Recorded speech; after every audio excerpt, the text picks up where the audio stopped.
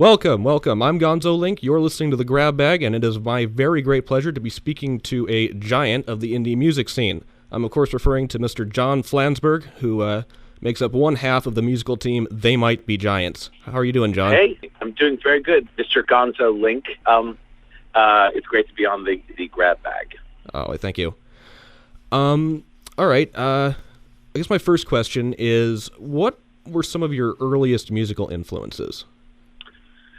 Oh, well, both John and I, really had a childhood very I think, overwhelmed by the awesomeness of the Beatles. And as dull as that sounds, just because the Beatles are so culturally ubiquitous, if you are passionate about music just by temperament, having the Beatles being an ongoing concern in those formative years is a very persuasive and fascinating thing to have been part of your life. I remember buying Beatles albums as they were released, and my parents buying Beatles albums as they were released. I actually bought the soundtrack for Hard Day's Night when I was 5 years old with birthday money from my grandmother, and that was basically the first record I ever bought. And I continued buying other records as well, and there were a lot of kids around the neighborhood who had records. But I would say the Beatles were probably the thing that I chose. There was a lot. My dad was an architect in Boston, and my mom and dad were kind of on the folk music scene of Cambridge, Massachusetts, which was sort of the Joan Baez, Bob Dylan moment. So that stuff was always around. But I think, to be perfectly honest, I was always kind of hypnotized by the radio, which was very, it was a very exciting time in the pop music scene. Mm-hmm. Hearing, current hits by, James Brown and all these British bands. It was just kind of a dynamite time. Yeah. Well, a lot of your music seemingly seems to follow sort of a stream of consciousness sensibility. And does that come from any of your influences? Well, I think everything we do is pretty highly edited. So if there's something that seems spontaneous, it's probably more the result of a delicate balancing act, editing what we're doing, than it is actually, just tearing pages out of our diaries. Mm-hmm. It's pretty formal in a sense, but I think the job of the songwriter is not to make it look hard. So if it has a spontaneous vibe to it, or a stream of consciousness vibe to it, then I think that's probably a good thing. Okay. So how did you and John Linnell meet? Were there any common influences, common hobbies? Well, I mean, we were just kids in school. I mean, we were friends. We went to the same grammar school and junior high school and high school. So there was a group of kids who all hung out. John's a year older than me, so it was really, I knew who he was in grammar school, but we didn't really become friends until high school when the classes started sort of commingling.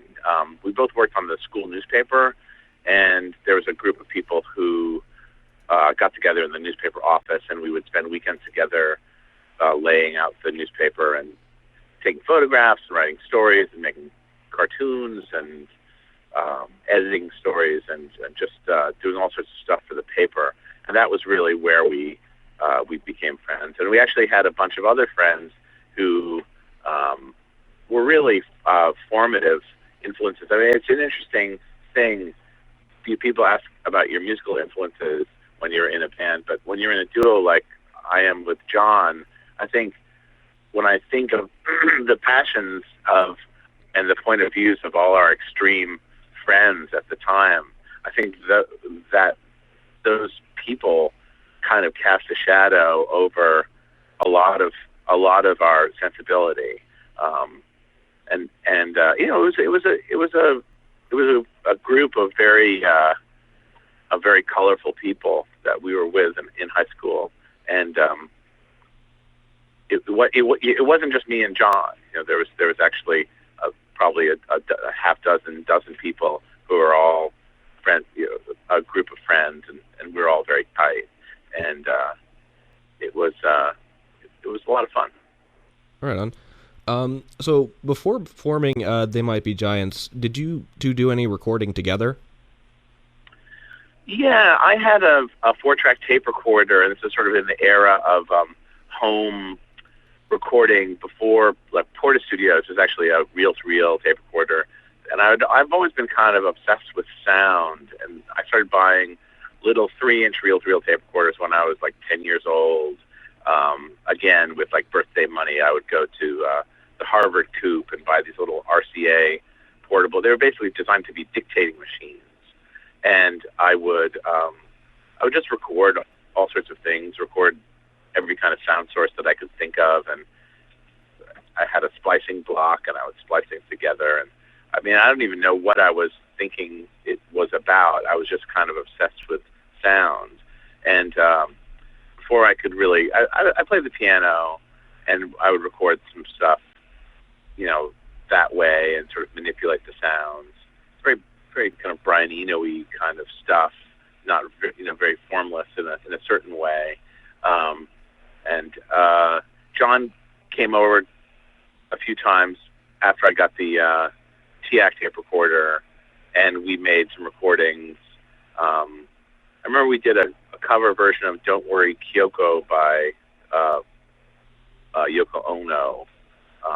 We did a version of that with sort of a strange kind of sonic collage of things, and we were just kids goofing around, really. And when we both moved to New York, we ended up. John moved to New York. He was in a band, and they moved to New York to kind of try to see if they could get signed. And I moved to New York to go to be in art school. I went to the Pratt Institute and was studying fine arts there. And we both had a little bit of musical equipment, and we just started sharing our equipment together. And then we started playing on each other's recordings, and it was sort of a natural evolution of that. We ended up sort of collaborating through the sharing of equipment. And it was fun. It was fun to work together. Well, was there any specific moment when you decided to form a band? Well, it's funny. Up until, I guess, the early 80s, the idea of a band was really defined by having a drummer, and we didn't know any drummers. And I had been in a couple of bands I'd gone to college in Ohio at Antioch for a couple of years, and I'd been in a couple of sort of party bands there, like really like bands that would just play at dances. And so I had been in bands, and John was a keyboard player, kind of sideman in this ambitious band that he moved to New York with called the Mundanes. And so they were kind of a professional outfit.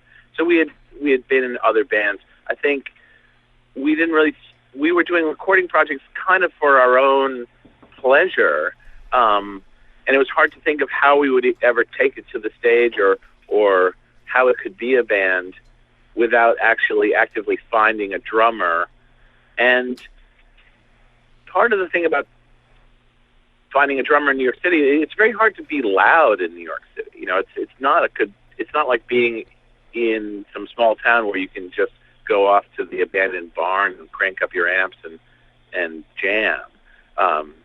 You kind of have to have some sort of professional prospects to make noise, unless it's a very headphony kind of situation. And so what happened, we knew this guy, his name was Mick, I don't remember what his last name was, his stage name was Mick Milk, and he had a one-man band, and he worked with a drum machine and keyboards. It was very much a new wave kind of thing, you know. It was very much of the moment, like synthesizers and classic Roland 808 drum sounds. I think people would just really, if you heard it, you would recognize it as being that kind of dance floor, maybe new romantic influence music. But it was the format that he was working in. This is all in the early 80s with all this emerging technology, which was drum machines and such.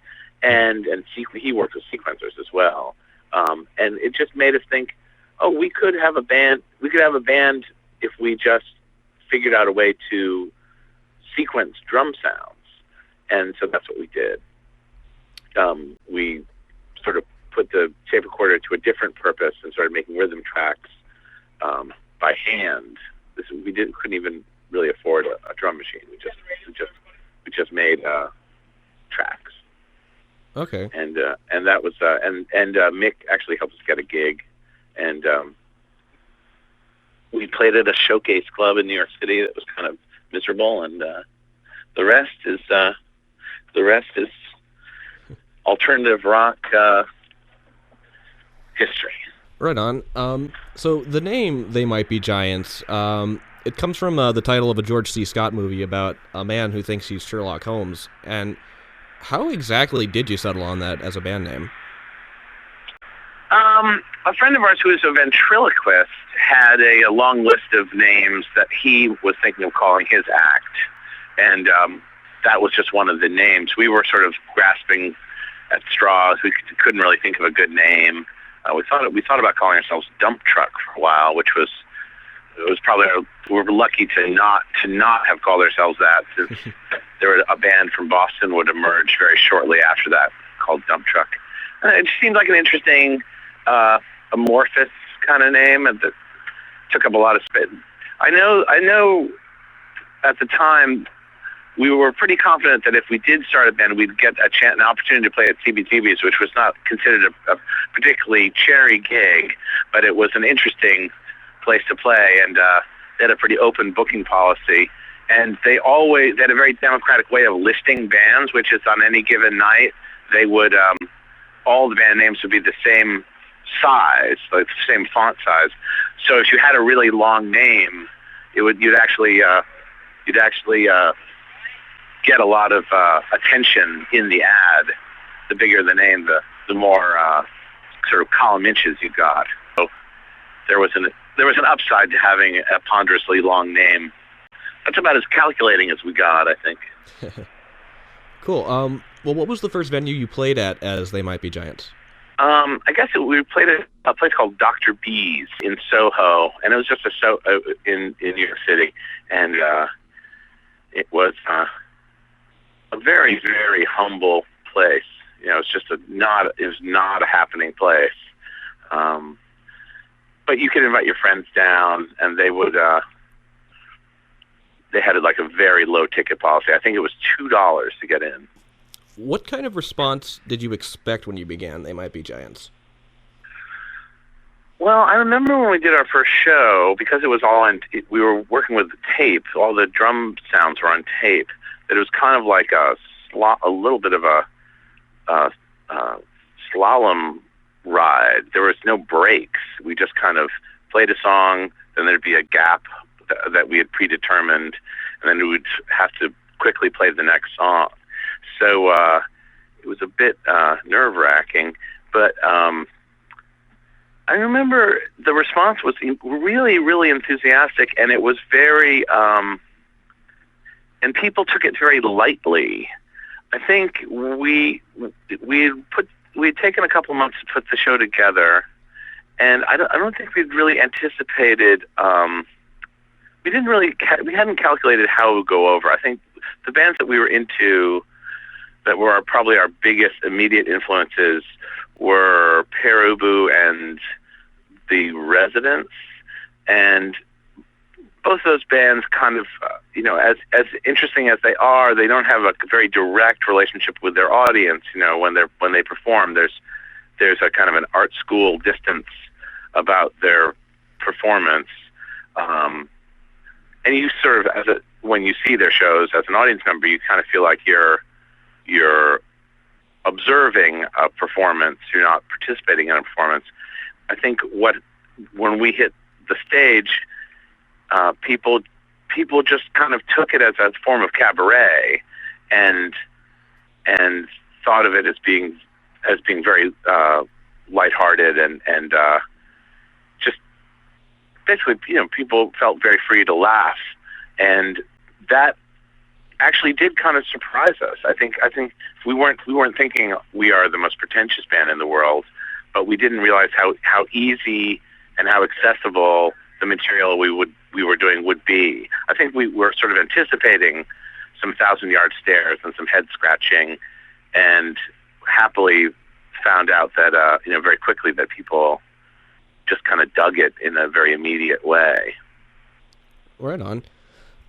Okay, so I'd like to talk about Dial-A-Song for a minute.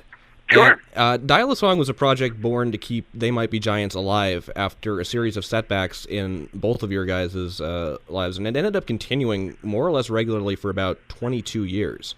And yeah, I think it was designed to keep us creatively alive. Is really the key. A lot of times people seem to think of it as like some kind of marketing scheme, but I mean, I can tell you, in that world that we were in the mid '80s, there was actually almost it's hard to even explain how pre-internet it was, because the idea of giving away your music for free on the telephone was not only uncompelling, it was kind of vaguely pitiful, and many people were very unimpressed with that idea, especially record companies, which were in the business of shaping people's careers in a very stealth bomber kind of way. Like they like to sign bands that were really good, that no one had ever heard before and had no reputation, so they could create the reputation for the band as the records came out. And so what happened with us, in some ways, by having the success with Dial-A-Song that we had, we became notorious, but we also we might have actually made ourselves seem a little bit toxic, or just truly weird. And the material that we put on the Dial-A-Song was often very unusual, and it just took us out of. I mean, I'm very grateful that They Might Be Giants as a band had those years, sort of wilderness years, doing Dial-A-Song, because it really changed the people's perception of what the band could be or should be. Because a lot of times bands are presented in very simple ways. It's just like, oh, these guys got one hit song and that's great, or this is like this. Bands are sold in just a few simple kind of ways. There's not a lot of mystery about the way bands are presented for the first time, typically.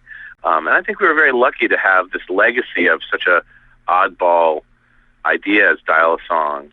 And it also helps us just as songwriters, because we stopped being so calculating about what we were doing. There was always a need to write new material, and it just was a healthy sort of exercise in keeping the ball rolling with the making of songs.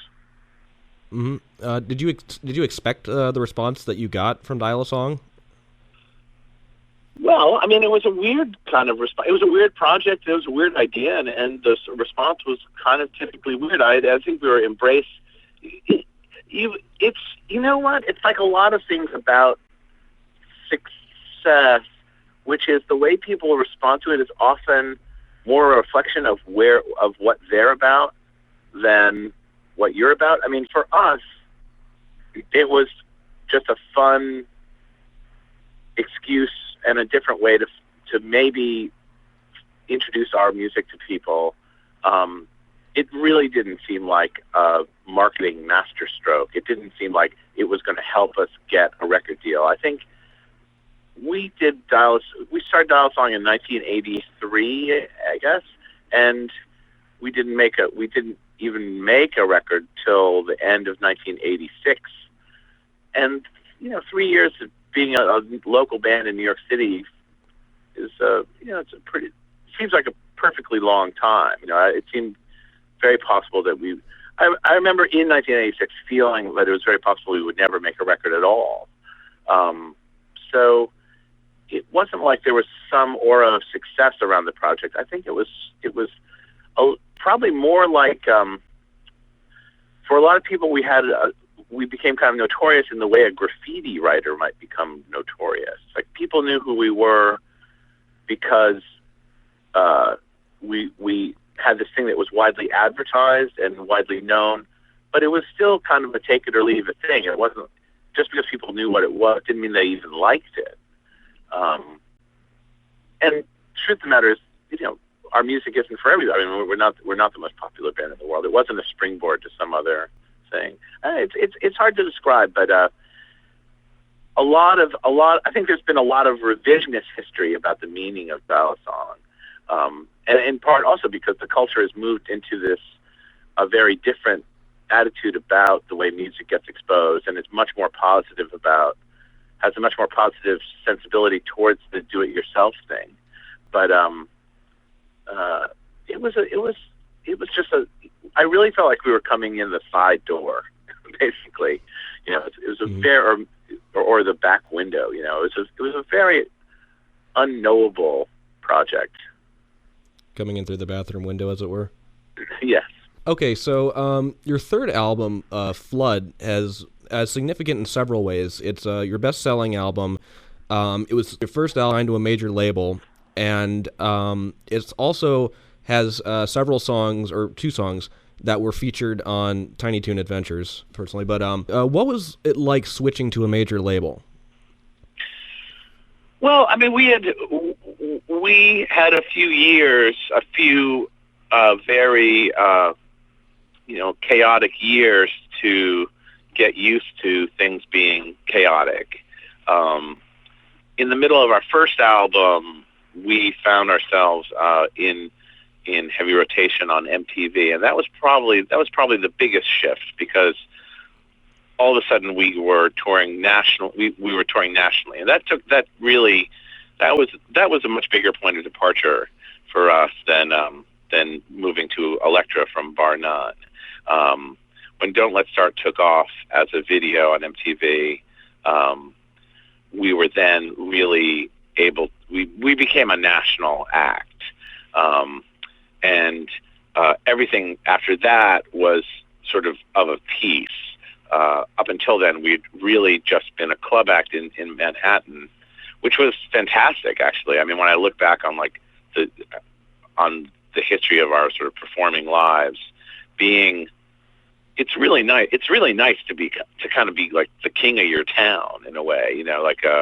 We were playing in all these clubs that were very, very popular, and the shows we were doing a lot of shows in New York. Then Don't Let's Start took off, and we kind of hit the road, and we were living in a van for a bunch of years. I know I've told this story before, but it was not a very glamorous life for about 5 years there, like from 88 to well, not that our lives are so glamorous now, but I mean it was very scruffy. We were in our late 20s and basically driving all day and doing shows, and then often driving after the shows just to keep up with the itinerary. The success of Don't Let's Start led to a lot more similar things, where we had this kind of legacy of low-budget videos at MTV, and we sold many hundreds of thousands of records on an independent label, and that was very, very unusual. Elektra, the label that signed us, was a real top-quality label at the time. Very kind of classy. Like, everything they signed was very different from the other things that they signed. Like, they signed the Sugar Cubes and the Pixies and Metallica, and I'm trying to think of other Elektra acts, D-Light. Like, they always had kind of the best of whatever genre they were signing. And it was I think it would be a label that we would be very interested in being on. Howard Thompson, the guy who was the head of the A&R department, had actually seen us in the early 80s or mid 80s and had no interest in us as an act. I remember doing a show at the Pyramid Club, and for some reason there was a, what do you call those lights that people like, there was like a track light in the back of the club that was kind of pointed at the wall, and he was just leaning up against the wall, staring at us, and I could see his face, like you're looking out at a completely dark room, except save for the face of the head of A&R from the record company that was coming out to see us. I just remember him standing there with his arms folded and him just kind of shaking his head in disgust. And it was, I just thought, well, this guy's not interested in us. But we put out these 2 albums, and they kind of blew up, and we sold hundreds of thousands of records, and that was a really strange accomplishment. And because we were already kind of doing a level of business that major labels would be interested in doing, so Electric came back around, and we got a major label deal, and there was definitely some push pull there, but we got on the roller coaster ride that was being on a major label back then, and I think it served us well. It's like it was fortunate that we were experienced enough that it didn't change us tremendously. It didn't. There were some challenges. We had to sort of collaborate with these people about how to approach what we were doing professionally, and that meant they wanted to bring in producers and kind of just make sure that we worked on that our act was more together, because we had been very rough and tumble up until then. So we got better sound and better stuff, better gear. And then soon after that, we started working with live musicians, and that certainly improved the musicality of our show, and kind of made it a celebration. But I don't know. I'm just circling back to the phenomenon of Flood. It was a real high water mark for us. We spent a lot of time making the record, and I think that's always a good thing. Mm-hmm.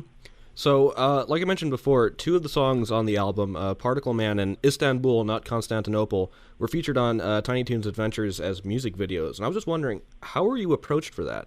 We were playing, we were touring around the country, playing venues to, very small audiences. We were probably making just a couple $100s a night, and probably playing for anywhere from 35, probably 40, 50 people to 200 people on a really good night. But it was very much we were in clubland. It's a very modest thing. We would play at a place. I remember we played at a club called the Mind Shaft, MIND Shaft. Mm-hmm. What kind of venue? It's called the Mind Shaft. So we were just playing these kind of flea-bitten nightclubs, and some good places. Some in bigger cities we would play in like the kind of the hot new wave club, and but we were in a van and really barely making any money at all. And but the phone call came in from Steven Spielberg's organization. That was the weirdest part about it. It was that Steven Spielberg called our office. Or his office called our office and said, we'd like to license these 2 songs, and we'd like to pay you, I'm not sure what the amount was. I think it might have been $8,000, something like that. It was like not a house buying sum of money, but it seemed like an extraordinary amount of money at the time. And we just said, yeah, sure. We didn't really know what the pitch was, that we were going to be starting the Bugs Bunny cartoon series up again, and that seemed very exciting. We didn't really realize that it would be Tiny Toons, that it would be like these baby versions of the creatures. But those cartoons have never been off the air, so it's been quite a run. They just play them continuously. So mm-hmm. many people have been exposed to the Miami Giants music very early on in their lives through those shows. Yeah. So, skipping ahead a bit, in 1999, They Might Be Giants made pretty much music history with the release of Long Tall Weekend, which was the first album by a major musical act to be released exclusively over the internet. And I gotta ask, what led to the decision to promote your music online and specifically to release Long Tall Weekend exclusively for the internet? Well, Long Tall Weekend is like a number of albums that we've made. We do a lot of recording, and there's a lot of sort of we end up creating a lot of songs and a lot of recordings that are notable, but they're not timed right for a proper album release. So we've made these rarities compilations over the years, and there have been a bunch of them at this point. We actually just came out with a new one called Album Raises New and Troubling Questions. And that has all these tracks that were kind of the overflow of the Join Us album. And we made one a few years back called Cast Your Pod to the Wind. Basically, Long Tall Weekend is a similar kind of rarities compilation. I mean, it's a curious kind of album because it's not a proper studio album. It wasn't like we sat down and recorded a song cycle and had a larger intention for the record. It's just a collection of sort of notable, strange songs. It was something that was offered to us. We were working with eMusic, and it was the .com boom, so we were free to do it. We were contractually free to do it because nobody thought to limit. Nobody was thinking about putting stuff out on the internet. So even though we had a record contract, it was available to us. So we just kind of did it. It was something we did. I mean, I don't know how to define it. It was sort of like we did it for fun, I guess. It was just an idea. Yeah, you two seem to have gravitated towards the internet as a way to promote oneself and one's music, and this seems especially obvious in your collaborations with Mike and Matt Chapman of HomestarRunner.com fame.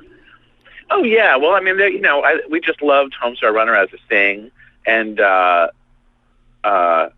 they were very open to collaborating. So it was very exciting. I mean, I think most people who know about Homestar Runner would be flattered to get the phone call. So they contacted you? Yeah, my wife actually bought me a Homestar T-shirt from their merch company, and I guess they were like doing that thing that people do where they were like doing a Google search of themselves and just seeing where what far-flung places their stuff had gotten to. And I was doing some in-store performance. There was a photograph of me wearing this Homestar T-shirt, which I guess revealed to them that I must be some kind of fan. Right on. So they also, in addition to you providing music for some of their animations, they also animated a music video for experimental film. And was that did they approach you to do that, or did you say like, here's a song that we might like a music video for?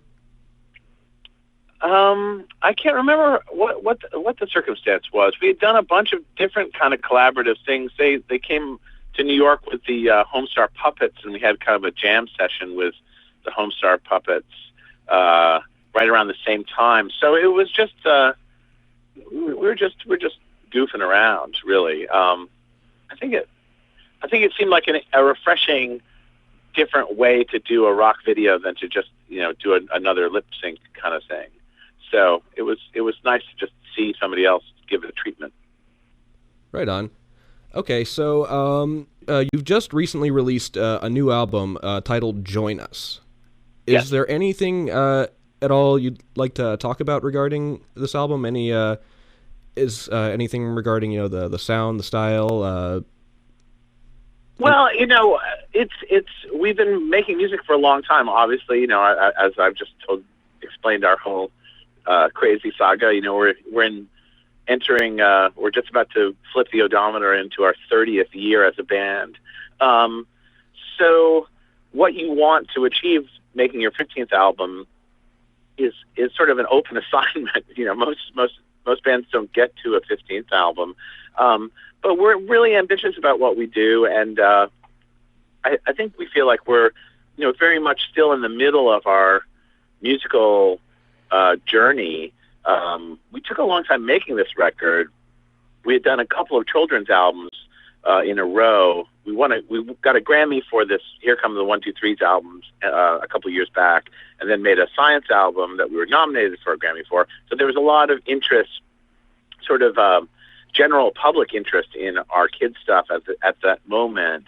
And it really, the kids stuff kind of overtook our professional lives, which was never our intention. But, you don't get to, when you're a performer, at some point you realize you don't really get to decide what you want to do. You often have to you often just do what you can do. And so we were doing a lot of kids stuff, and there were a lot of interesting challenges to it. We were making companion DVDs as well, and that was a very interesting challenge, working with all these animators, like the Homestar thing, like just collaborating with Flash animators and all these creative people. But when we actually turned back to doing our regular adult work, or whatever you want to call it, our rock work, I think we sort of didn't know what we should be doing next. Like we'd trying to figure out a way to find the rhythms and the scale of production that we wanted to work at. For the Join Us album was kind of a bigger challenge. There was some false starts. We actually recorded set up a bunch of recording sessions, and then started working, and then felt like, this isn't clicking the way we needed to click. And it was really the first time in our many years of very focused work that we felt like we needed to kind of reassess what we were doing. And so Join Us was a bit of a struggle for us, at least at the beginning. And then at the end, I think we really kind of found ourselves again. It really felt like we were onto something, and we had figured out a way to take the idea of what we were doing to a different level. And so it ended well. But it was a different kind of process for us. There was some real false starts, and we're kind of uptight people, and we like to come into the studio very well prepared for what we're doing, and it was strange to sort of feel like we were adrift. But happily that period ended.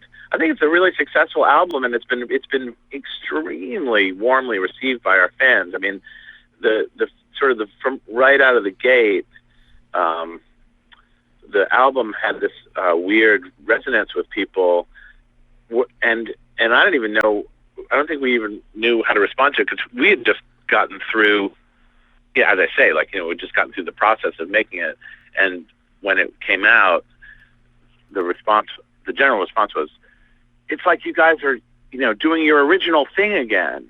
And, I don't think we ever felt like we weren't doing our original thing. It's like we never, as I say, it feels like an evolution to us.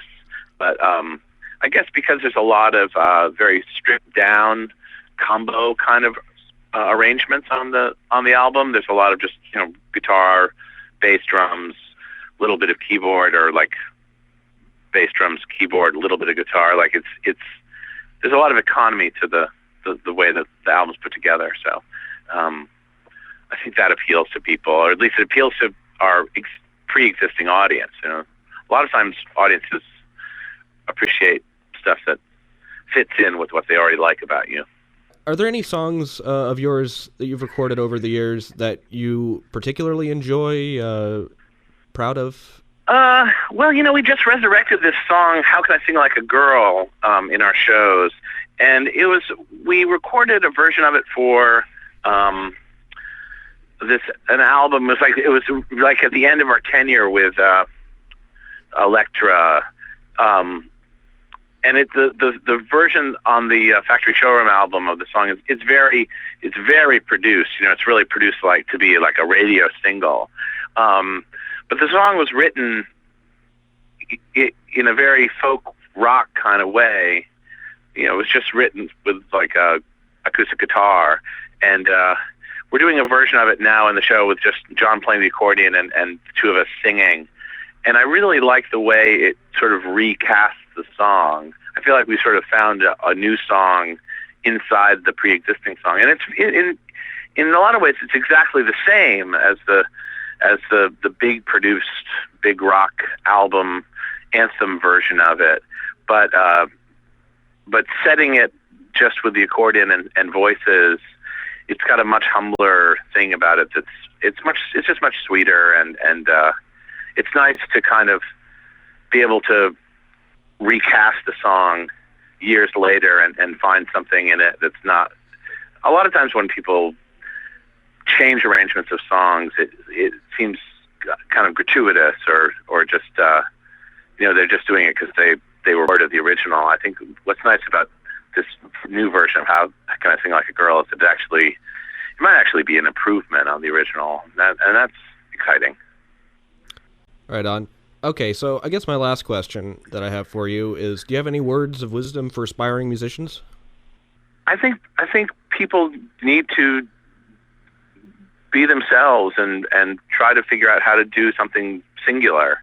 I think too often the whole idea of popular music is presented like there's a dress code and there's a form to it that you have to respect, or there's a trick to the song, how you write a song. Interesting, songs that surprise you are the ones that you remember. There's got to be an element of surprise, and I think too often people feel like there should be no element. When people are doling out sage advice, they never remind you to just be original. I just think there's rock music is so stale. It's crazy. You got to bring something of your own to it for it to be worthwhile. Right on. Well, thank you very much, John. This is GonzoLink for the Grab Bag. You've been listening to my interview with John Flansburgh of They Might Be Giants. Thanks again, John.